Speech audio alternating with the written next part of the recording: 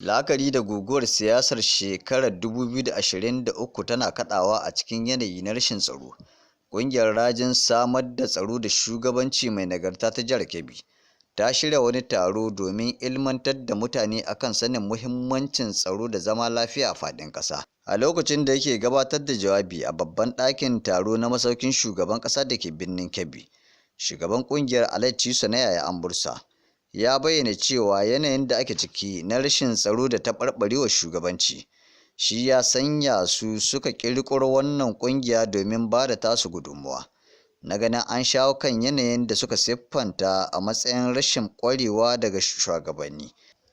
Haka ma ya ƙara da cewa shan miyagun ƙwayoyi yana ɗaya daga cikin abin da ke ingiza matasa suna bangar siyasa, wanda yake zama barazana ga zama lafiya a faɗin ƙasa.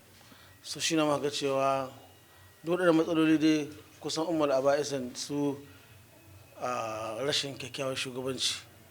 Sandiya haka ne muka cewa to wannan kungiya za mu tashi tsaye mai kira ga neman shugabanci na gari da kuma da umarmin zaman lahiya a wannan ƙasa ta muka baki daya.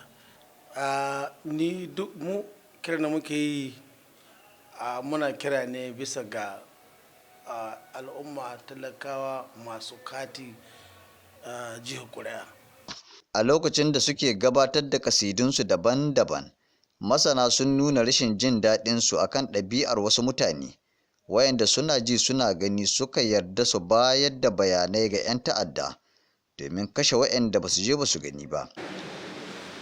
In babu gaskiya ko ya lalace, Allah ya kawo gaskiya.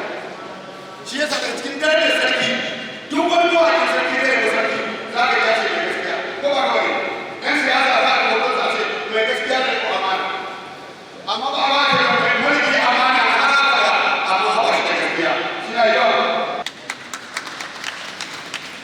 Wannan kungiya muna da bukatar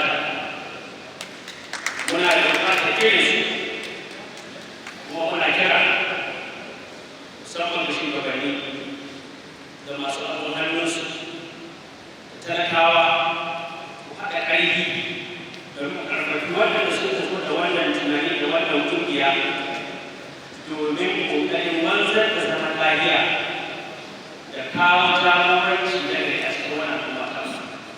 Wasu masu ruwa da tsaki a wajen taron sun yaba ma shugabannin ƙungiyar da hangen nesa, inda suka ƙara da cewa wannan salon yana iya zama silar dawowa da zama lafiya da samar da shugabanni na gari. Ɗaya daga cikin ababen da aka gabatar akwai filin tambayoyi da amsa daga waɗanda suka halarci taron.